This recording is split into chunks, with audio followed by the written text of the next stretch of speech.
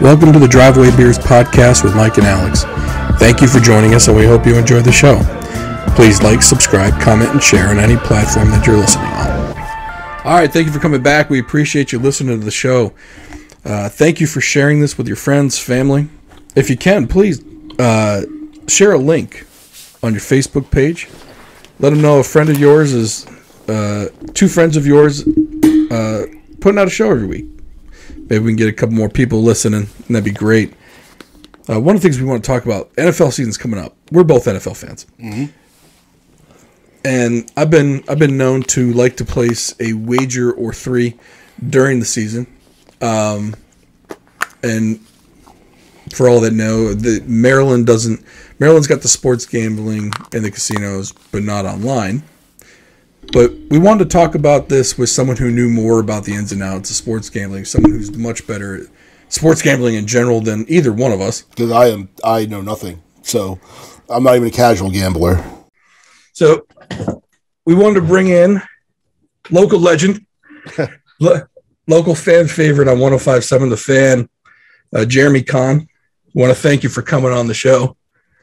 Appreciate you guys having me. For people that listen to you on the morning, Big Bad Morning Show, and even with your show that you did with Scott Garceau in the evenings, everyone knows that you're into the picking gambling, sports betting picks and whatnot. And that's actually how I got in contact with you a long time ago. I think it was like last fall is when I used a couple of your picks, and I just reached out and I was like, thanks for the picks, man. I owe you a beer. And then to my surprise, you responded. I was like, oh my God. So that's how we started talking that way. It's funny too, like with things like that, because I joke about it, but I'm kind of serious. I grew up white trash. So I've always said I'm closer to white trash than upper class. And people are kind of surprised if they run into me at the bar. Like, my wife hates going out with us where somewhere where maybe, if it was a regular spot. Like, I used to go to Della Rosa's all the time when I lived in Perry Hall, and she hated going out to those spots because she knew I'd run into somebody. And ultimately I always want to talk to them, have a beer with them. I'll buy them a drink, buy them a shot or whatever. And it's just, people are sometimes surprised when you answer right away, or you like coming on to something. I work 5 jobs. So you asked me to come onto a podcast, and I'm like, yeah, I'll do it. Femi Aiyemade asked me to do something next Sunday for the Ravens' first home game with like 25 former players. He's like, it doesn't pay anything. I'll do it.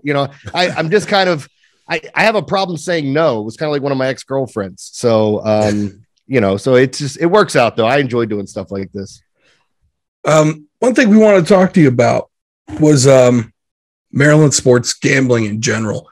So this November 2020, Maryland legislature voted to approve sports gambling. Mm-hmm. And then December 2021, sports gambling opened up at the sports books and the casinos. But the place where it's lacked has definitely been online, right? Now, me, when I was placing my bets, I might not have been going the full legal route, in case the IRS is listening, I did go the legal route. That's what I went somewhere else, whatever. Anyway, went to the sports book. Okay. All right. So, but for me, it's like, I don't want to go to Maryland Live. I don't want to go to the Harbor. I don't want to go downtown. Don't want to go to Perryville. And then my other options, I can go to Harrington, which is out in Delaware, right? Because for me, that's probably, I'd say Harrington and Live are probably almost equidistant for me. I just want to do it for the comfort of my own home, right? I feel like the state of Maryland's kind of slow rolled this a bit, and they're probably losing a ton of money. Mm-hmm. There's a lot. This is a loaded deal here, and I'll get into some of the specifics and some of the things that I don't even think I'm privy to talk about, but it is kind of weird. And what you're saying is 100% correct. Nobody, I don't want to say nobody, most people don't want to go to a casino. You don't want to wait in line. You don't want to deal with the hassle. What if you hit big? Or you looking over your shoulder walking back to your car? There have been plenty of stories of things going on. And on top of it, you don't want to drive a country mile to go place a bet when you want to place a bet. It seems so silly. We've had the Maryland lottery here for years. There's been gambling of all kinds that have gone on. Hell, they even gamble in the NFL now with timeouts when they want to challenge a play. It's ridiculous to me that this hasn't happened. And from what I was told, the right people weren't given, or some people weren't given the opportunity to open up dispensaries when marijuana was getting legalized. Like there were a lot of groups out there that said, hey, we want a fair chance to run our businesses and be able to bring in money. And it didn't happen the way they wanted. So now basically what's being happened, and the reason this is being held up from what I'm being told, is that those same companies now are given opportunities to build their networks, build their own sports books, and then have a chance to try to have something here locally. But it's taking forever, which is ridiculous, because if you noticed when Arizona approved it, the next day you could bet online. Like, it's not a technology thing. They have all the technology to follow you. They're already doing it with daily fantasy. It's the same damn thing. You can follow what people are betting and everything gets tracked. There's no reason in other states you just can't flip a switch and all of a sudden it's legal. It just seems so silly to me. And whether there's political things going on or what I talked about, the right people not getting opportunities to open up their own businesses, maybe that's the case. But for whatever reason it is, we're the ones that are losing out on it because people are playing games, basically. Yeah. I mean, sports gambling in the United States is a $55 billion industry alone. In Maryland, even only having it available since the last portion of last year in the casinos, they still brought in $19 million. Now, imagine if people didn't have to go to place those bets. They can do it from their home. Imagine that number skyrocketing, right? So only the state of Maryland is the one that's losing on this. Oh, there's no question. And if you guys, Showtime did it was a 3-part documentary on gambling. So it was all kinds. It was daily fantasy.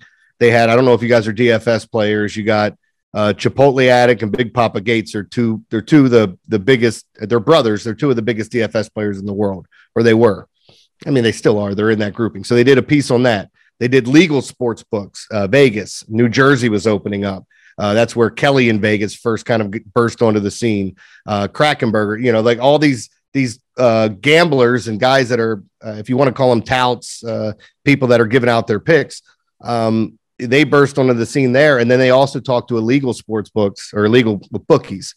And the bookies were like, look, we were nervous at first with people coming in and it being legalized, but realistically, anybody that's bet illegally knows you're playing with credit. You don't have to walk up to a window. You don't have to deposit money. You're playing with credit. And when you lose, it's time to pay. When you win, you want to get paid. Well, with legal gambling, everything gets tracked. You got to, come up front with that money, place that ticket. You place a $330 wager to win 300. You get a ticket that says if you win, you get 630 back, right? That's how it works. And the same thing online. So with that whole piece that they did on Showtime, it really told you a lot about the industry. And the thing that was shocking was how much money New Jersey made in that first month. And then in that first year, it is absurd. And it's one of those things. It's not like drugs where you're saying, hey, a drug addict's going to get drugs wherever they want, but gamblers literally can find a new place to gamble.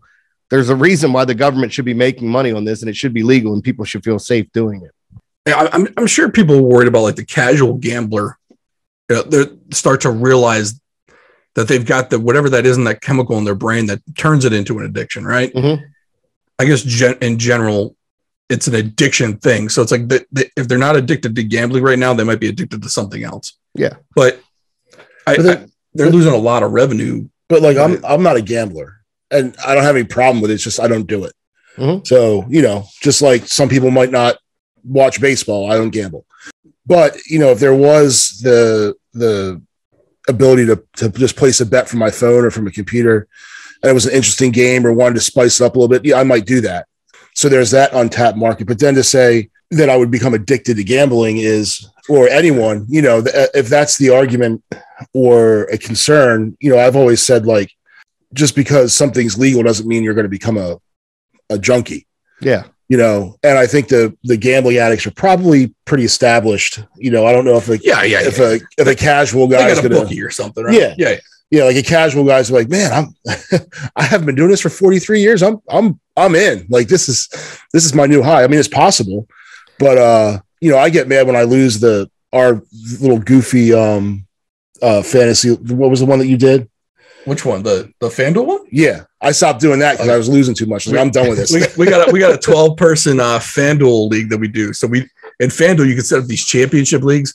Mm-hmm. So everyone pays up front, and then FanDuel from there out handles the payments. So like we have a weekly winner, and then at the end of the year it's a first, second, and third place. It's almost like, other than the weekly winner, it's almost like regular fantasy, except I'm in one of those. You pick up a brand new team, and the best part about it is, though, you don't have to worry about someone dropping out by not paying because they paid the entire year up front. Yep. It makes it a fun time though. And you know, I have a good time with stuff like that too. But like my big problem, and it's the same thing what people were talking about with COVID. It's like, well, why can a Walmart, why can a Target be open, but this mom and pop shop can't? You know, and look, my station and places I've worked, I've made money off the Maryland lottery, but like the numbers game has been going on for years. I just watched a documentary on Whitey Bulger when they were running numbers. You know, the gangsters were running numbers, and then all of a sudden they made it legalized in Massachusetts, and they're like, well, hell, now we're out because people are going to go this route. And it's the same thing. Like when you talk about marijuana being legalized, we've had alcohol, we've had tobacco, we've had other stuff that has the same types of effects. And it's just a matter of if the money's going in the right direction. And now you're seeing it's a state to state thing. I just don't understand why sports gambling would be legalized in a couple areas. And then all of a sudden now in a bunch of states, and then even certain states like New York had a thing and Chicago had a thing Illinois, where you couldn't bet on the local teams, which it's like, what? Because they're so worried about gambling getting involved, you know? And like, if you haven't seen it, Netflix's Tim Donaghy documentary's out now as they're doing those untold pieces. And it's incredible. Like they allege that David Stern knew everything that was going on. So I understand sports world, like being upset over the whole gambling thing. We know the athletes can't bet and all this other stuff. We saw what happened with Calvin Ridley, but the bottom line is like, they're contradicting themselves by saying, hey, we don't want this. We don't want any parts of it. But then they take their money to advertise them, or they're going to put sports books in stadium. Daniel Snyder just bought into a sports book that's making its way in Maryland and DC. You know, there's I invested in a sports book. They're going to meet with Robert Kraft about, you know, getting involved with it. So there's a lot of stuff that's going on out there with sports teams getting involved with gambling. Even the NBA talking about, you know, putting, little boxes there where you can go in and you can bet. I don't even know if they're going to, in Vegas, if they're going to set stuff up where you can go right into the casino or have casinos there, but you'll have your little situations if you've gone into live and you can go up to a kiosk and punch in what you want. They're supposed to have those at stadiums and venues, and the NBA is going to be giving kickbacks to these sports books. So, I mean, there's a lot of craziness involved, but I just think there's a lot of people being hypocrites about things. Yeah, I agree. I want to go back to your point about the reason it being held up is because they're trying to give opportunities to minorities, or special groups. They want to have they want them to have the ability to get a piece of the pie, basically, versus big business. Because, you know, as soon as day one happens, FanDuel, Barstool, they're all going to be in on it. And they have an inherent advantage because people are either already on FanDuel, you know, if Barstool already has their fan set, right? Mm-hmm. But I feel like you're right. They might be trying to overcompensate for what happened with marijuana in Maryland, which I think would have been a much easier entry point for people, just because one aspect of it, and I know you said it wasn't a technology thing, but I think part of it might be, though, just because, let's say, I'm someone who doesn't have those computer technical skills. I don't know how to write an app. I don't know how to have my my SQL database on the backside of it. I don't know how to link to odds and whatnot for a website, an app, and what else. But I can go look at a building, purchase it, or lease it. I can find a supplier for a physical good, and I can sell it out of that as long as I can get my license. I think the marijuana industry was actually probably the easier point of entry. Yeah. Than this, because for me, I see these sports books, especially the online ones. I do see them as technology companies because it's all done online. And if you don't have the proper knowledge for the back end of it, you're in trouble, or you got to pay someone big bucks to set one up for you. Yeah. And I think that's a fair point about the technology aspect. What I'm saying is that if the state of Maryland wanted to tomorrow say, hey, you can bet online, the technology is there for them to be able to do it, just like to flip the switch. Now, for a mom and pop shop or whoever it is trying to start their own, like I literally invested in a sports book called Gambit. My buddy, who used to be my producer at the radio station, had went on to bigger and better things, including becoming a scout for the New Orleans Saints and then going to work for Ohio State. I won a bunch of money on DraftKings. He hit me up about helping him build his prototype. I sent him a bunch of money. He built the prototype, and now he started this whole process. And now the key is big funding, because like it's easier to get into some of these Midwestern states if you want to get your sports book license. Maryland is one of the more expensive states. And in the fact that they're dragging their feet makes it frustrating. So like now, like the company that I'm going to be working with, they're getting Conor McGregor on board. They're meeting with Robert Kraft. So there's a lot of cool things about it, but and I'm excited to see where it goes. Like this could totally go belly up, or this could turn out to be some sort of huge moneymaker for me where I can concentrate on this and not other stuff. Who knows? But it was something cool at the time I thought about doing, but I got to learn a lot about this industry and what's going on. And it is a little bit frustrating. And people that have money, they do have the ability to make things happen quicker than other people that maybe have to, fundraise a little bit. And that's what our company's doing as we're meeting with people, hoping that they'll invest in it. And it's almost like Shark Tank to a degree where you're like, hey, you want people to invest, but you don't want to give up too much of the company.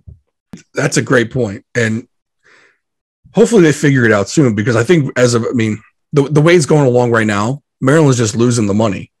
Yeah. It's almost like it was back in the day before, when it was just New Jersey that had gambling at Atlantic City, right? So anyone who wanted to go gamble for a weekend or a night or whatever, they had to go to Atlantic City. And then Maryland got it. Or not Maryland, and then Pennsylvania got it. And then West Virginia got it. And West Virginia kind of hit closer to home, because even from where we are in Annapolis, you can get to Charlestown a couple hours. It's probably the same distance as Atlantic City. And then Delaware got it. And for me to get to Harrington, it's 45 minutes. Mm-hmm. So now everyone surrounding you has it. And Maryland was so far behind. They were just losing money at that point. And it's funny too, because you look at, again, when I talk about being hypocritical, like Underdog. Have you guys ever been on Underdog Fantasy, where it's basically like a lot of best ball stuff, but it's also parlays where you could say basketball's the easiest one. Like, hey, I'm going to parlay Jason Tatum over 24.5 points, Marcus Smart over 6.5 assists, and I'll take Daniel Tice under, combined 16.5 points and rebounds, and parlay it and try to, turn a $50 parlay into $300. You can't do that here. But I can take a team and say, this guy costs this much, this guy costs this much, put it all together and then bet it against a bunch of other people in a tournament and try to win it. Like one of the funniest things to me is that DraftKings and FanDuel both said, hey, we are not gambling. We're not gambling. We're fantasy. Oh, gambling's legal. We're gambling. They immediately switched up what they were, because they want the opportunity to make money. That's all it was. In your opinion, when do you think Maryland kind of gets off their butt and approves this online sports gambling? You think after November, once elections are done? Probably. And it'll probably hit in January, because, dude, for 2 years now, they've been saying, we're going to get it before football season. Well, it's going to be in January. Well, we couldn't get everything done. Guess what? We will have it done before June. Oh, no, August. It'll be done before football. Now it's the same thing we're hearing, late November, or it'll be before the Super Bowl. It's like, come on, guys. I mean, this is so absurd by now. And you see more and more people talking about it, because now football season is approaching, and that's what most people want to bet on: football and March Madness. Yeah. Let me ask you about a couple of preseason bets, just to see where my mind is, see if it's right. So I was just looking at seeing if I could find anything that was good, especially with the Ravens. We're Ravens fans. We were trying to find something. They're plus 1,000 to win the AFC, which big reward, big risk, right? Mm-hmm. They're only plus 160 to win the AFC North. And I was surprised, because the Bengals are plus 180. You figure the Bengals are the favorites, right? I was surprised it was that close on the line between the two of them. I see. I'm not, just because I think things changed early on, because what happened was we had the Browns in there. So the Browns were like battling up top. And once the Browns kind of got kicked to the curb, I think people started to look at honestly what happened last year. And I think Cincinnati's an interesting case, because they went through an entire season, went 10-7. They dominated the Ravens in both matchups. And we could talk about why that happened, whatever. They did. Little brother beat up big brother. And that was the difference in winning the division. Fortunate way the playoffs fell, because in every single one of those games, they could have easily lost in the fourth quarter, but found a way to win. And then they had no major injuries the entire season, no significant injuries to starters, which is an anomaly in the NFL, because we could see what happened with the Ravens last year. Right. So I would point at it and say, okay, the Ravens were 8-3, 8-4, whenever you want to look at it, with the best record in the AFC. And that's with all the injuries they had. Then they lost Lamar and didn't win another game. Yeah. So there's real, like, to me, that's an incredibly live dog. Like the Ravens, what are they, 20-1 to win the Super Bowl? You mentioned 10-1 in the AFC, plus 160. Lamar's 20-1 for MVP. Like, to me, those are all great future bets to take a chance. You're getting the Ravens at 10-1 odds to get to the Super Bowl or to win the AFC. Like, that's incredible, because we know the AFC stacked where the NFC seems weaker. But you're talking about a team that did all that when everything went wrong. So what happens if a few things go right for them this year? What are they capable of? And I would listen to people say, hey, I'm still concerned about them in the playoffs because I've only seen them win one playoff game. I don't worry about that stuff because I think eventually it works itself out in the end. Yeah, and one of my other picks on there was Lamar plus 2,000 to win the NFL MVP. Yeah. If the offensive line can stay healthy, I think that's a real good bet for him or for anyone who wants to. I mean, that's a nice big risk, big reward bet. And like I said, I think if the line stays healthy, I mean, Ronnie Stanley, obviously that's a big question mark, but the rest of them, I think that line is much better than it was last year. And he just won't be running for his life the entire time. Yeah. And to your point about Lamar, 20-1 to win the MVP.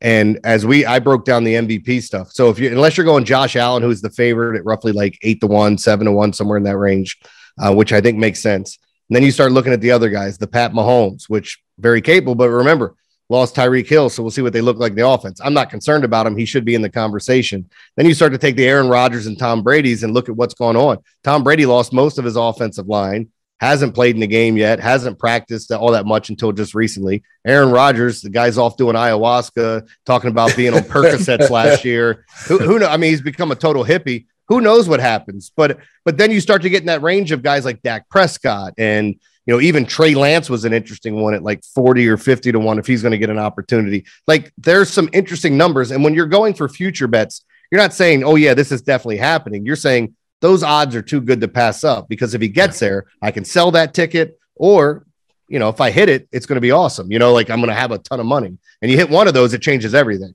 Yeah. Yeah. Another one I had Ravens over 10.5 wins is going off at plus 100. Yeah. And I like that too. The reason why so last year their opposing QBR in 2021 was top 5. So they were playing quarterbacks in the top 5 for QBR on average. This year, they're in the bottom 5. Yep. So if they could win, how many games did they win last year? Was it? They won 8-9, right? 8-9. So all they got to do is win 3 more games, and you're going against a completely a schedule that's far less formidable than it was last year. Yeah, and the travel's not bad either. That's the other thing that, like, I look at travel and when you play, like the fact sometimes when you have that rarity of a team playing 3 road games in a row in a season, or the early bye, the late bye, when you have it, who do you play after the Steelers? Who do you play before the Steelers? Do you have any back-to-back road games? Like those are things that I take into consideration. I think a lot of people don't. So their schedule is very, very favorable. And the weird thing that they start off with 4 games against the AFC East. Right. Yeah. Another interesting, Raiders plus 700 to win the AFC West. I like the Raiders this year. One, Hunter Renfrow is pretty underrated in my opinion. They got Devontae Adams. Josh Jacobs comes back healthy. Derek Carr's not as bad as people think he is. And Darren Waller. Yeah. Yeah. The only competition out there are the Chargers. So if they can just beat out the Chargers, that's, 7-1. I think they're a live dog. The hard thing about the AFC West is, the big dogs up top. I mean, Kansas City's always going to be there. If you let them hang around, we've seen what they're capable of doing. Russell Wilson, if people are not buying his demise and because he's going to a team, everybody's like, oh, this is a great opportunity. He's going to a better offensive line. And I think a team that has a great home field advantage the same way Seattle did, but their defense is a little bit better. But, when you think about changing up from Tyler Lockett, DK Metcalf, and going to Cortland Sutton and Jerry Jeudy, yeah, it's a really good situation to be in, but the division is extremely difficult. You mentioned the Chargers. I don't think a lot of people are really – Khalil Mack's now a Charger. I mean, You got bookends with Bosa and Mack. You got arguably the best safety in the league in Derwin James on the back end, and they've made all kinds of additions. At some time, everybody keeps crowning Justin Herbert, and I love him. I think he's great. You got to see him put it all together because the Chargers will always find a way to Charger. And I mean, it's incredible. No matter how good you expect them to be, they find a way to screw it up. So I think the Raiders are a live dog. If you wanted to take a sprinkle on that, as we call it. That's like the Browns. They're always going to brown, and they don't call them the Bungles for no reason. Right. Yeah. The last one I got, this is my Hard Knock special. the Lions plus 950 to win the AFC North. And I mean, besides Aaron Rodgers in the AFC, I mean, who in the AFC North could the Lions really not beat out? Considering last year when the Lions lost games, don't get me wrong, but they were in every single game. Yeah, I think that's a testament to the coaching staff. We all made fun of Dan Campbell when he first came in. I'm still making fun of him, but the players believe in him. I mean, they've done a nice job drafting, and we'll have to wait a while to see what Jameson Williams looks like with him. But the team that I like in that division is Minnesota. They had a negative 1 point differential last year, brand new coaching staff coming in, and talking about finding ways to lose games. Go back and look at their season last year, beating Arizona, giving up a couple pass plays to lose at the end, missing an extra point that cost them a game. I think that's a team that could, like, if I were going to place a wager, and I will on this squad before the season starts, like I bet them on their over and wins. I bet them on getting to the playoffs, and I even put a little bit on them to win the division because you're getting over 2-1 on them to beat out Green Bay, because Green Bay is obviously going to be the favorite. The one thing people that are going to write off the Packers, they shouldn't, because Aaron Rodgers, I know Devontae Adams has been there and been great, but they've revamped that defense too. The guy's amazing. He doesn't turn the ball over. He finds the right players. As long as he doesn't get hurt, they're going to be in the mix and most likely win that division. But I think if I was going to take a chance on somebody, it'd be the Vikings. I always figure I put the Vikings in that the Bungles, the Browns, and the Chargers, because they do the same things. Yeah, they always just seem to screw it up. I mean, even going back to like the Dante Culpepper years, you know. Yeah, I mean, they had Dante Culpepper and Randy Moss in their prime, and they couldn't win it all. You know, and Chris Carter and Robert Smith and you know, even Jake Reed was there, and they were it was another field goal kicker, hasn't missed a kick all year. Hey, here's a chip shot field goal. Let me miss it in the biggest game of the season. So yeah. Well, it's funny because you were on a lot of the stuff that I had talked about, because I was bullish on the Vikings. I'm bullish on the Ravens. And I think there's a couple other things you can start looking at. I'm not real big on, some people want to bet rookie of the year. Like, to me, Micah Parsons was a big surprise last year, and he could have won defensive player of the year. So when you start looking at some of the awards that are given out, that was the other thing with the MVP. We know that running backs have won it before, but think about the year Jonathan Taylor had last year. And is he in the conversation? Sure, but he was never winning it. And then the same thing, Cooper Kupp had the greatest year receivers ever had in the history of the league, and he doesn't sniff it. You know, he's in the top 5, but still, it's a quarterback-driven award. So a guy has to have just, the last time a running back won it was Adrian Peterson, and he came off a torn ACL and ran for 2,000 yards. So, you have to be doing something pretty special for a quarterback not to win it. Well, we appreciate you coming on with us. Yeah. I do have one question for you. Mm-hmm. And we brought this up in our last episode. How do you feel about deviled eggs? Oh man, that's a loaded question for me, because so during the pandemic, I had a pretty good situation of kind of let loose and getting into a restaurant bar area and hanging out where nobody was allowed in. They could do carry out and stuff. So I had a chance to hang out and had a good time. During Easter, they were selling food. You can come in, buy Easter meals for your for your family. Local people come up, and they had a ton of food left over, and they left me with, I think, 25 crab deviled eggs. Ooh. Yeah, which is very, very, very tasty when they went down. Because I was hammered and I ate about a dozen of them. When they came back up, I haven't eaten a deviled egg since, and I don't think I'll be eating one anytime soon. So that Thanksgiving dinner is ruined for me. Now, I wasn't hammered because I was 9 years old, but I start early. We got I got food poisoning as a little kid, and it didn't hit me until after Thanksgiving dinner. So to this day, I will not eat cranberry sauce. I can't stand it. All the Thanksgiving, the turkey, all that stuff. Nope. I'd rather get a large number one from McDonald's than eat a Thanksgiving dinner. Wow. So, that seems awful. You're like Chandler from Friends. He hates Thanksgiving too. So man, what a terrible experience. I don't know that, a lot of people remember their experiences. Like I ran into a buddy of mine, and I didn't know this about him because I hadn't had a drink in like 3 months. And I had a fantasy draft this past weekend, stopped into old stomping grounds and ran into a buddy. He's like, hey, let's do a bomb. I said, all right, let's do Jaeger bombs. And he looked me in the face and said, I'm not doing Jaeger. I was like, come on. And I saw the look. He started sweating and he started dry heaving just from the thought of how much Jaeger he threw up. I had a moment when I was a kid. I was 16, 17 maybe. And we got drunk off of Zima. and I got alcohol. You know how much Zima you have to drink to get alcohol poisoning from it? It's an absurd amount. And I threw that up and I could never drink it again. And when it came back, I went back and got one and tried it, and it was fine. But I don't like Sambuca. Never got sick off it, but that's one that I have a hard time doing, even though I do like Jaeger, which there's some similarities. But that strong black licorice taste, man, you can have it. That's what makes me sick. And I don't have that with any food either that I've thrown up and can't have again. So we'll see if the deviled eggs thing lasts. Yeah, the deviled eggs are we spoke of in our last episode. I will destroy deviled eggs. So if they're a dozen, that doesn't matter. They're gone. Well, again, thank you for coming on. Maybe mid-season we'll get you back on and talk about some more mid-season picks or something. But we appreciate it, man. Anytime, guys, hit me up. That was Jeremy Conn from 105.7 The Fan in Baltimore. Good dude to have on the show. Definitely. That was awesome. You can find his picks if you want to bet along with him on I've got it here somewhere.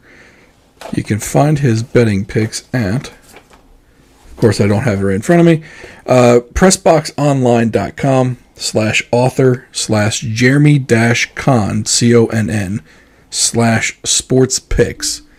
And again, that's how, oddly enough, that's how he and I started even communicating, was the fact that I went along with some of his picks, and he ended up picking a few winners. And I reached out, I said thanks, and led to a few more messages, and somehow that led to us talking and having him come on the show. So that was interesting. The guy, though, just in the community is just amazing.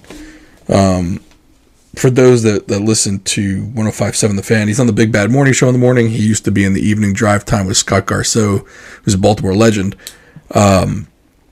He was very close with Mo Gabba, who was the little boy who had a few bouts with cancer, passed away a few years ago, which, if you ever watch a Ravens game, in the end zone, it obviously spells out Baltimore, but the MO is in gold for Mo Gabba. It was also cool to see that in the Madden game. They left it in there. Oh, they did? Yeah, that was nice. Really cool. Yeah, I'll have to turn on the kids' Xbox and take a look at it. So yeah. So that was really cool. And the guy's done other charity events in the area, always willing to give his time, which is just really, really cool for someone that popular in the area, that much of a celebrity, to give his time to local charities like that. Shoot, even to two local guys with a podcast in the basement, for him to come on here, he didn't have to do that at all. So we appreciate that. Please support him in his charity efforts, and listen to 105.7 The Fan in the morning. Listen to the Big Bad Morning Show. It's actually really quite funny. It's not just sports; they talk about other stuff on there too. Yeah, I started listening to it a couple weeks ago. A buddy of mine said, "Hey, check it out," and I mostly listen to podcasts in the car. So I guess I could spare my 40-minute morning commute from avoid listen to something other than a podcast. But no, I've been enjoying the show too. So definitely keep listening. If you're not listening, check it out, because it is amusing. For people who haven't listened to it, it's got Rob Long, former police officer. I don't know if he was in Baltimore City or not. You said he was a state highway trooper in North or South Carolina. Somewhere down like North or South Carolina, but I could be wrong. Maybe he was a Baltimore City guy. I don't know. And then Ed Norris, the former Baltimore City Police Commissioner, he's been on that station for years now, though. Yeah, and so is Rob. Just the three of them though together is pretty funny. The chemistry they have is really good. So if you're looking for something to listen to in the morning, it's not just sports. It's just it's a good listen if you want to go over there and check it out. I didn't want to interrupt him though when he was talking about when we were talking about gambling. He kind of mentioned running numbers and like the history of gambling and whatnot. And the funny part is that my mother told me a story that when she was little, her and her sisters and her cousins, where they grew up, like her uncles own small businesses, so like a deli, a butcher shop, all within the same ethnic group, more or less. I don't want to say what it is, but anyone who sees my last name knows what ethnic group this is. But But so what they would do is the girls or the cousins would basically go from shop to shop, and they would have this brown paper bag with them. And at each store, they would get a lollipop, or they would get like some meat to take home to mom and dad. Or if they went to the ice cream shop, they got some ice cream and they would just give it to them for free. They didn't have to pay for any of it. And meanwhile, they're taking this paper bag from store to store. And my mother was like, "Little did we know we were these kids running numbers between the stores, and we didn't figure it out until we were older." So I thought that I didn't share when he was there because I didn't want to break the flow of the show. But I thought that was a pretty funny comedy made. And my grandfather used to own a bar in Pittsburgh, and the mob had a booth in the back corner, and they'd run the numbers out of there. So, but I guess like anything else, the government wants its cut, so they just take it over. Yeah, I mean, it's one of those things, and it's that old argument. Well, people are doing it anyway. We might as well make money off of it, right? Mm-hmm. I said, well, we might as well tax it and make our money, right? Yeah. And to a degree, I do agree with it. I mean, why are you going to why are you going to criminalize it if people are doing it and they're really not harming anyone but themselves, right? Yeah. But then you got the people, well, they harm loved ones, they cause divorces. Oh, I mean, infidelity causes divorces. Right. Dishonesty. I mean, all kinds of things harm others. And, I don't want to go say, oh, well, just poo-poo it. But, if it's something that consenting adults partake in, and the state can make some money off. They built all the casinos in the state now.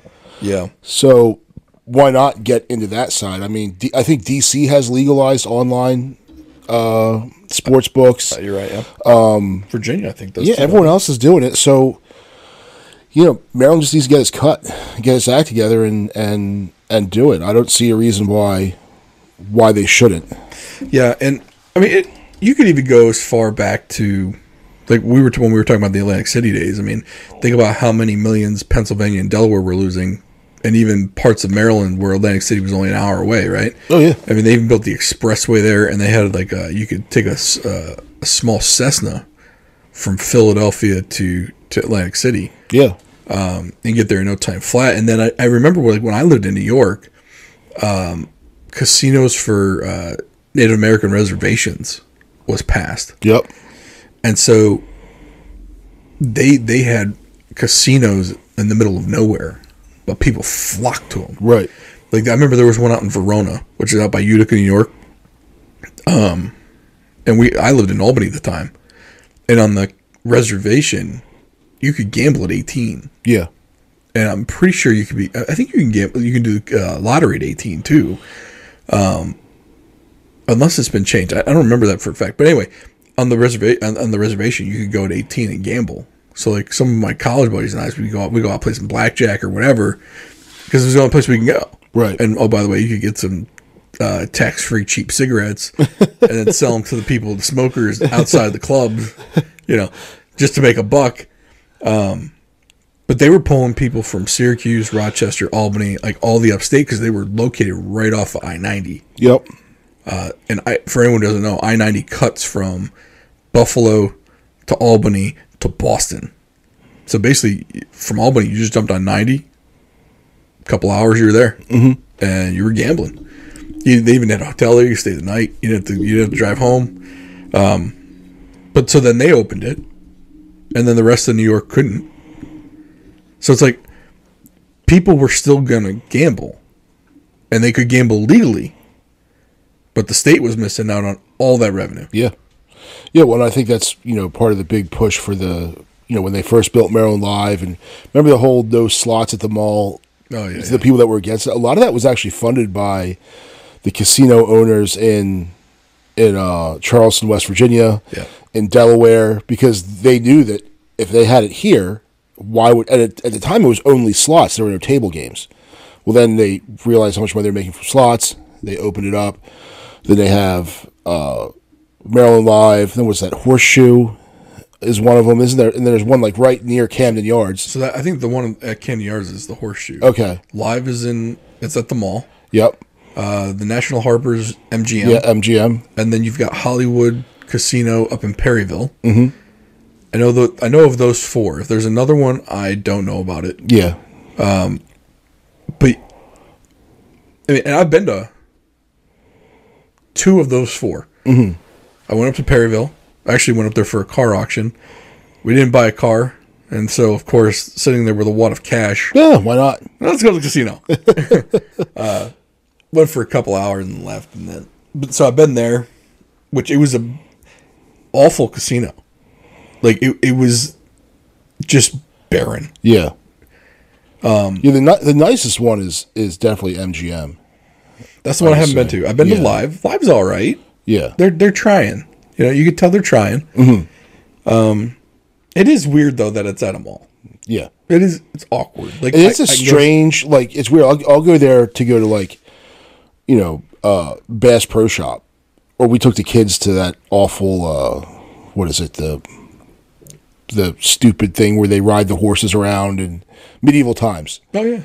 They feed you some awful food. Oh, it's not poo medieval times, man. I hate it. I can go eat some chicken with my fingers. Oh, I can eat chicken with my fingers here. That's true. I go to O'Loughlin's and get some chicken wings. It's better. But are you not entertained? I'll watch Game of Thrones while I'm doing it. So, but then you go in there, and then there's like this giant casino there. It is a weird. You got to cut through the casino to get to Costco back there. Yeah. It's just an awkward setup. Yeah. But it's not a bad casino. I mean, I've been to the poker room there. Mm-hmm. It's not dingy. It's not run down. It's a little tight. Yeah. Like they pack those tables. It's like, guy, can I get some elbow room? Yeah, MGM is huge. I've been there for some conferences and stuff, and it's big. Is that I know the Gaylord Hotel is there. Okay, so when you're most people, if you haven't been in there, you've seen it from the Beltway when you're crossing the bridge. Or the Ferris wheel. Right, so where the Ferris wheel is, the Gaylord is behind the Ferris wheel. It's that huge glass. Right. MGM is right on the Beltway. Okay. So that whole thing is MGM. Okay, so it's not in that planned development no. where the Gaylord is then. No, it's not down there. It's maybe a mile away from it. I wonder if that was on purpose. Because putting MGM right there would have been pretty perfect. Yeah. For MGM. Now, for everyone else, maybe not. But yeah, I think they wanted to separate because the Gaylord is so big. Yeah. But the Gaylord's mostly conferences, though. It is. And they pack that place for conferences. But imagine how many more conferences you would get if you had the casino right next door, too. Now, it could have been MGM that said, look, we don't want to compete hotel to hotel. And we don't want to compete with the food either, because there's a lot of restaurants in that little area too. And so MGM might have said, no, we'll take our own little section here, because you also like the Cirque du Soleil thing, right there. It was right in that. For people that don't know, it's literally like it's almost like it kind of rose from nothing, and they built a town. When you're in there, it kind of reminds you of like a downtown area of like a small city. Yeah, and then you drive out of it, and it's like nothing. Right. It's kind of weird. Yep.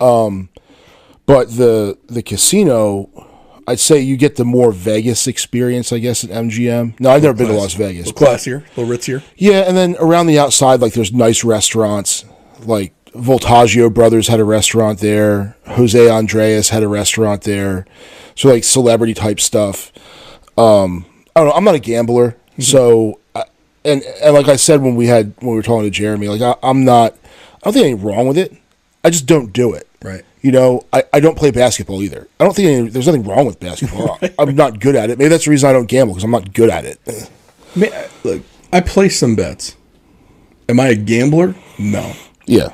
Because outside of football season, I won't put a dime on anything. Right.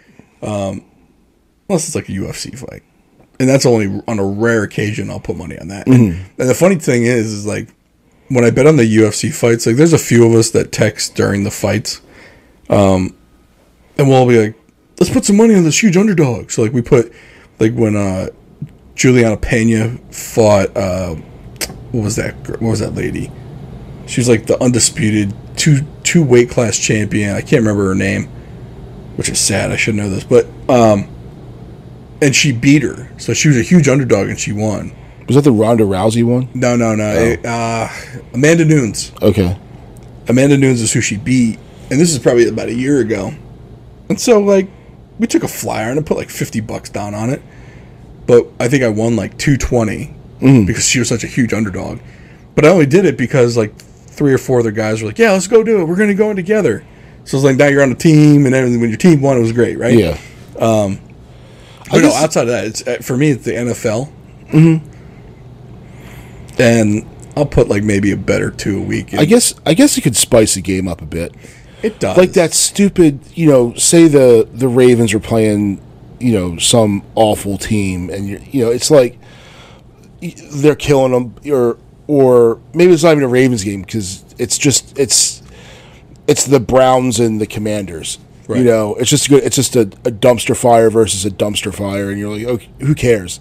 But maybe you could put some money on it and spice it up. And I think that's where the state kind of misses out, because for me, I'm not going to a casino for any reason unless it's a work-related thing, or they're using that hotel, or I'm just not going to go there. I'm not going to go there to place a bet. But if they were to open the online thing, maybe I'd put that $100 bet on a lousy game, because sometimes like a Monday night game is just a terrible matchup. Right. You have no interest in it. Yeah, but if I got some money riding on it, maybe it'll captivate my interest a little bit. Yeah. So, but the state could get their chunk of that money, but they're not. And how many other people out there like me that would just want to on my phone? Like I wouldn't know how to place a bet. No. But it doesn't have to be big bets either. Like, you could just go and put $10 on the game. Yeah. Okay. What if you put them on, and let's say you only bet long shots. Like, when I do betting, I'm not betting the favorites. Right. I'm usually betting, for the NFL, I'm usually betting a larger underdog or 2 for the week, and I'm parlaying it, which means they both have to hit for me to win. Yeah. And I'm only putting like $50 on it. But if it wins, I win like $400 or $500. Yeah. Now, I'll hit maybe once or twice in a season. And I'll lose the other ones, but so basically, like, I'll win like $800, and it covers all the losses for the rest of the season. Yeah. So I'm basically doing it to break even at that point, but it makes the NFL season a little bit more. I'm more involved in it at that point. Yeah. It's kind of like people. It's like why some people play fantasy football. Right. You're rooting for your players because they're on your team. This imaginary team that you made. Yeah. Well, that's why I always have to have a Raven. Right. I try to draft a Raven. But and I also try to draft a commander. If I say Redskins, it's interchangeable to me. The WTFs. Yeah. Washington team football. But I try to draft with them because sometimes we get living where we get both. And if say the Ravens are playing at 4 and the Commanders are playing at 1, and we're going to see the 1:00 game. We're going to see that game. It makes that game a little bit more interesting, right? Even if it's the Commanders versus the Dolphins, like, who cares about this? But it makes that game just a little bit more interesting. So if I have a fantasy player on it, So throw in that online sports bet. Throw in the $10 bet. Yeah. Now you got it. And I've found out it doesn't matter the size of the bet.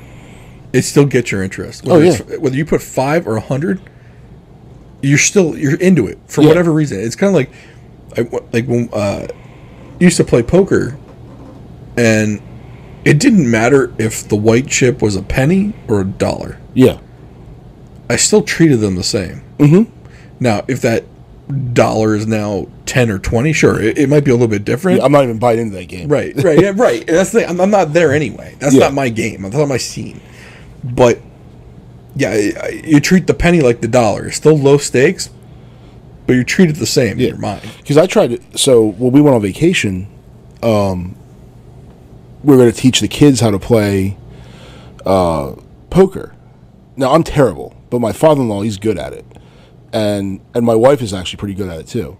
We thought, well, we could have the kids and we could use Skittles, but when the Skittles weren't worth anything, it didn't matter. Right. But if you made the total buy-in could have been $1 per person, and the red Skittle was worth $0.10, and the green Skittle was worth, a fraction of a cent, it still made it interesting. I could play for Skittles.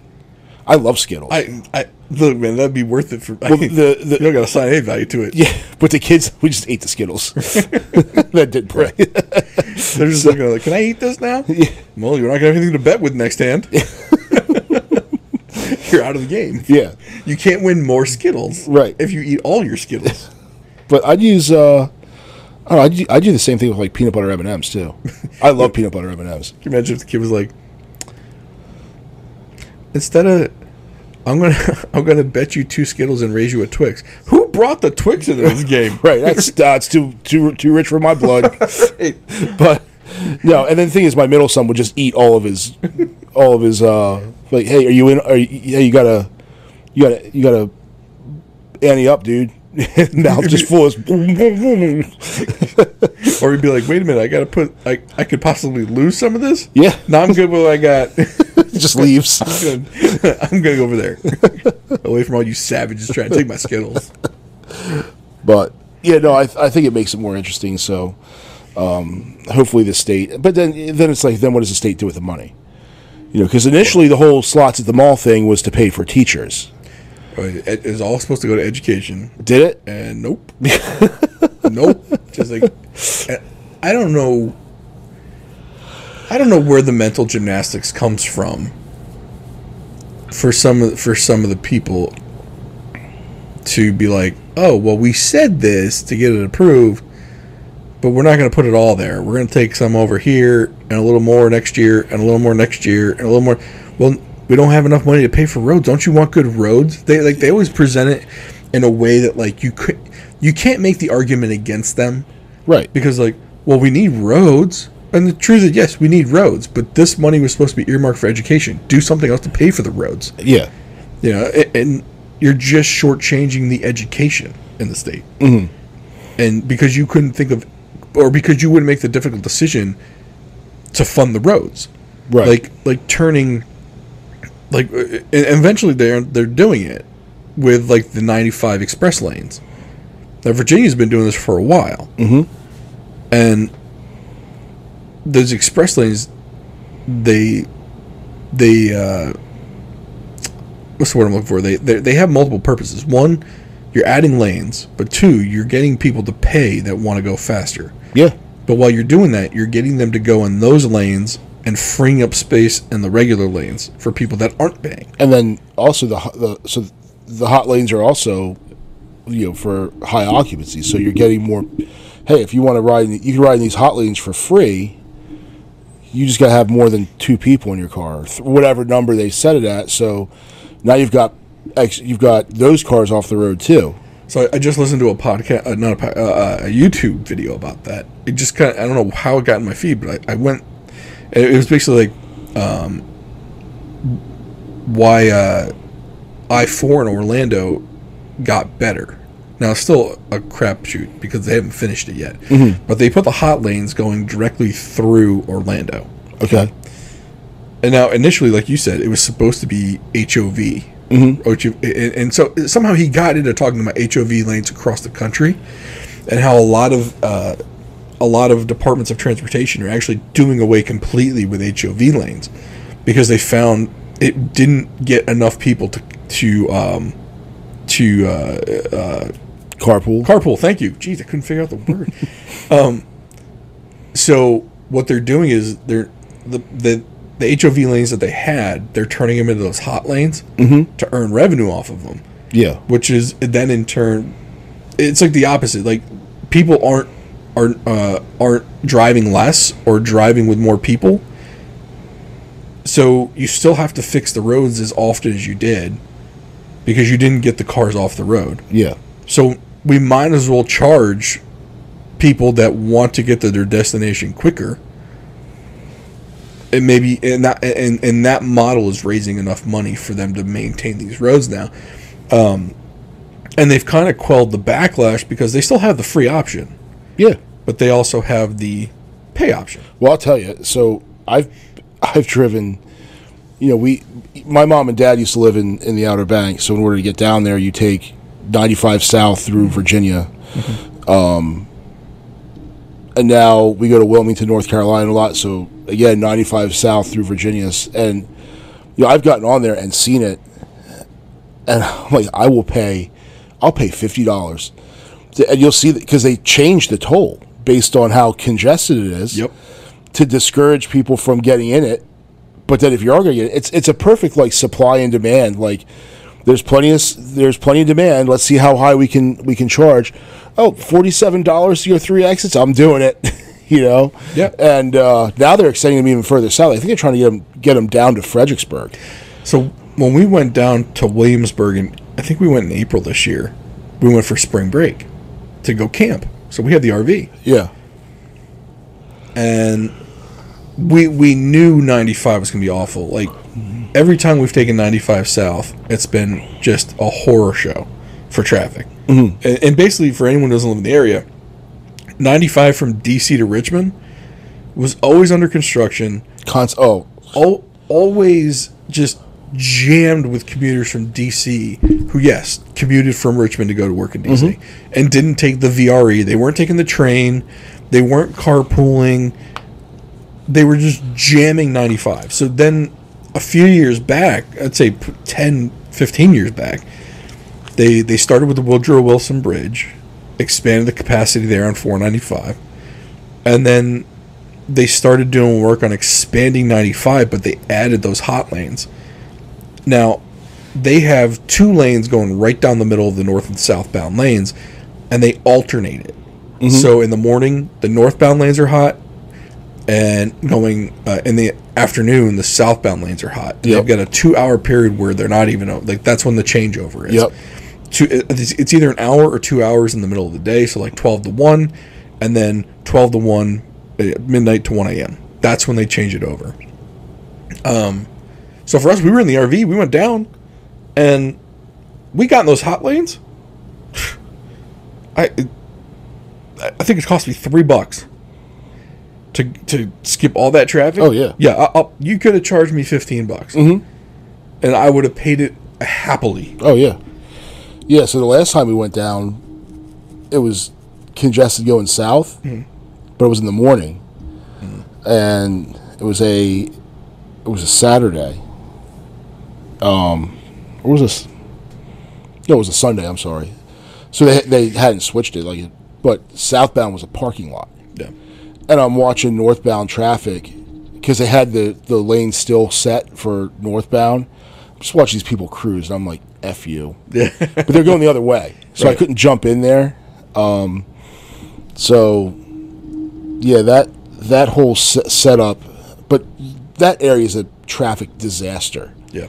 And the reason people don't carpool is because in order to get from Richmond to DC, you got to leave at 4 o'clock in the morning. Right. And they do, so that they can avoid some of that. I mean, I'll go to work early sometimes, and I'll see cars on 50 at 4 o'clock in the morning. You think there's no one out there? Yeah. And you're watching the Delaware tags. You commuting into DC. Yeah. I'm like, that's nuts.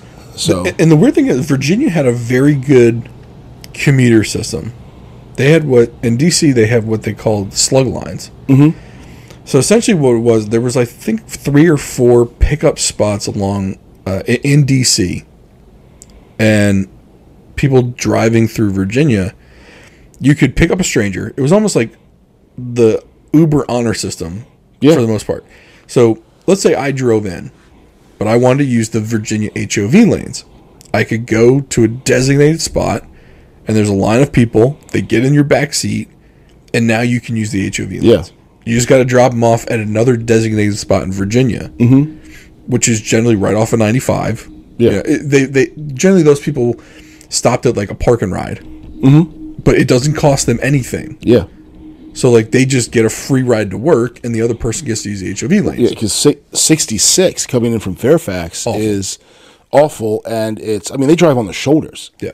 They've turned the shoulders into lanes. Yeah. And inside the Beltway, 66 is HOV only. Yeah. Like there's no, single lane for anyone, but Maryland never did that. They never had the slug system. No. Which I thought was the most ridiculous thing I've ever seen. Yeah. Like, why not do... And they were trying to get more people to use the the Metro and the MARC train, which was great, but you weren't connecting a major populace, which was anything past New Carrollton on 50. Yeah. You weren't bringing that train to Annapolis, where a lot of people work in D.C. Now, they live there, and they live in Annapolis, they work in D.C., and those are the people that are driving on 50. Yep. And so, like, okay, well, if I'm going to drive this 25 minutes to New Carrollton, I might as well just drive the extra hour into work rather than stopping, parking, getting on the train, going. You know, it's going to take me. I factored it out one time, and it was almost the same amount of time. Yeah. Where if I just dealt with it, and at least this way, I dealt with the traffic. I sat in it. Yeah, it was frustrating, but I'm in my own car, listening to my own radio, and not dealing with the people and the certain people on the train. Yeah. You know what I'm saying? Like, I'm sure they're lovely people, but there are some unlovely people on that train. You know, and so I just drove in. And so I think Maryland, they could have used it on 50, 275. They should have done something like that slug lane. But anyway, so now they're turning a lot of these HOV lanes into hot lanes, and people are paying for it, and the state gets the money for roads and whatnot. And yeah, well, let's see if what they promised to use the sports bet book money for. So yeah. Well, then the funny thing, after it's approved, like, all these people can say whatever they want to get it approved, right? Oh, it's going to go to education. It's going for your kids. Are you against the kids? Yeah. Well, that's the puppy dog argument. Right. You're against. How could you not support the puppy dog? Yeah.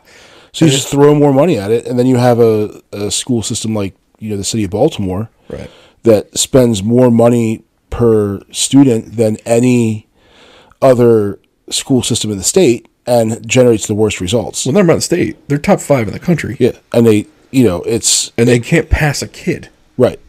Well, I'm sorry, they pass them, but they can't read. Right, they don't know anything. Yeah. So, you know, and I think we've talked about this before on this show, where, you know, the waste, fraud, and abuse that happens at those higher levels, like, administrator after administrator after administrator. Meanwhile, the kids who really deserve this funding and these resources are getting nothing, and a bunch of political appointees and administrators are getting paid. Contractors, but they're buddies with the administrator, getting their money, and all these kids get screwed. Yeah, it's just, I don't know. So it's your choice. Do you give money to the state who's screwing you, or the mafia that's screwing you? So at least back in the day, and this is where the mafia kind of screwed up. And back in the day, the mafia, at least they took care of the people in the neighborhood. We've talked about this too. And that's where kind of like the mafia screwed up. They stopped caring about the people in the neighborhood. Yeah. Because the people in the neighborhood are the ones that kept their mouths shut. Well, that went away. Yeah. You know, and so they stopped taking care of the neighborhood, and the neighborhood squealed on them. Oh, yeah, he lives over there. Yeah. You know, all right. You know, but I mean, hopefully the state, once online, because look, there's a lot of money coming in right now through sports betting in the casinos, but once you put it online, once you make that online available, I'd say you're probably going to quadruple that money. Yeah. And they got to do the right thing. Well, I should say they got to, because they're not going to, but they really need to do the right thing with this money. Yeah.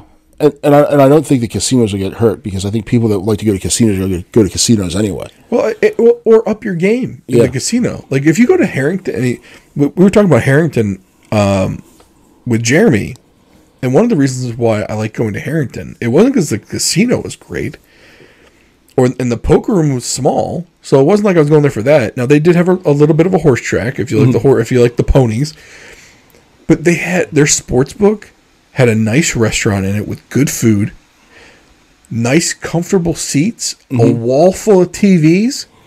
Like, it was an enjoyable experience. Yeah. Right. So it's kind of like when we talked about the movies. I hated going to the movies when they have those creaky seats with the springs that are shooting up through your buns hole. Yeah. You know, but the movie theater goes and puts in the electric recliners, nice and wide seats. They bring you food. Recline almost all the way. They bring you the food. The food in some of these theaters is nice. So now the experience is good. Yeah. And oh, by the way, I get to watch a movie. Right? So now, if some of these casinos see the sports book as the attraction to get people to come and place bets, now you're onto something. Yep. Have good food. have a nice looking girl bring me some food. Yeah. You know? And you watch the games, or maybe while you're there, it's halftime. Let's go play a hand of blackjack or whatever. Right. Or maybe the girl that's bringing me the nachos and the chicken wings or whatever, maybe she offers to take my bet up to the window for me. Yeah. And brings me back my ticket. Mm-hmm. I mean, look, I think, in all honesty, maybe I should be running one of these. You know what I'm saying? Yeah. I'm genius coming up with this. Hospitality, personality plus over here. Yeah. We laughed because I got my personality towards other people is awful. Curmudgeon. Can't stand people. They don't. I think the next episode is going to be talking about the elementary school pickup and drop off lines. Oh, that's pretty awesome. I've got a bone to pick with many individuals. I don't know how they've made it this long in life. Like, something should have eaten them off. Like, a tiger should have come and eaten their face because they were in the wrong space. So, back in the day, that's what would have happened to them. Yeah. But now, like, there is no tiger to eat. Mm-hmm. And we have all these warning labels. Yeah. Like the warning label, like, don't put the hairdryer in the bathtub. Right. Like, these are the people I'm talking about in these would have done that. They're the ones that would have dried their hair in the tub with the water halfway up their knees, right? Yeah. Or they go on the safari and go to pet the lion and the lion eats them. Right. Right? These, like, the decisions these people are making in the pickup and drop off line are the same people that make those decisions and wonder why the lion ate them. Right. Well, it was a lion. I was on safari. I was in Africa in the jungle. And he just came over and he bit my hand off. I can't believe it. Or the shark. Or I went to go surf in the ocean. I fell off my surfboard and got a little cut. Next thing I know, I got a shark eating my foot. And then on the very next safari, there's a sticker: "Don't give your hand to lions." Right. Yeah. And of course, the person then becomes an advocate against the ocean, right, or against sharks. Yeah, because the shark's fault that you were in the ocean bleeding, and they ate your foot. Shark's just doing its thing. Right, shark's being a shark. Yeah, shark's sharking it. The lion was being a lion. Yeah, you were in the lion's domain. Yeah, right. Like, it's like you go into a bear's den and it didn't cuddle with you, and instead it ripped your face off. Well, you went into the bear's den. That's what a bear's gonna do. Bear's gonna bear. Right. Yeah. Probably should have done that. No, you don't. It'd be like, look, if the bear comes into your home and bites your face off, all right, I got a problem with the bear at that point. Yeah. He came to you. But the people that are doing the pickup and the drop off, these are the type of people that go in the ocean, get bit by the shark, and blame the shark. Right. Like, they're that kind of stupid. Yeah. All right. Maybe that'll be the next show. We got to cut this one short because we're running a little bit long. Again, Jeremy Conn, thank you very much for coming on. You can hear him on 105.7 The Fan, Big Bad Morning Show. I believe they cut off around 10 a.m. I think they start at 7 or 8. I'm not sure. Great show. Rob, Ed, also great. Also, Pressbox Online /author/Jeremy Conn, CONN/sports picks. Give his bets a try. Bet with him. It's fun. I know I will. Also, private internet access. Go to drivewaybeers.com. Right hand side. You click on the picture for the VP for private internet access. If you're on a phone, it's all the way at the bottom. Go ahead and tap on that. For our customers, they're doing 82% off right now. I believe it's $56 for a 2-year subscription. Comes out to just over $2 a month. Protect your credit card information online, and because you might not care about your personal information, but you do care about the money in your bank account. Make sure you protect it with a VPN when you're shopping online. Share this with a friend, and we will see you next time.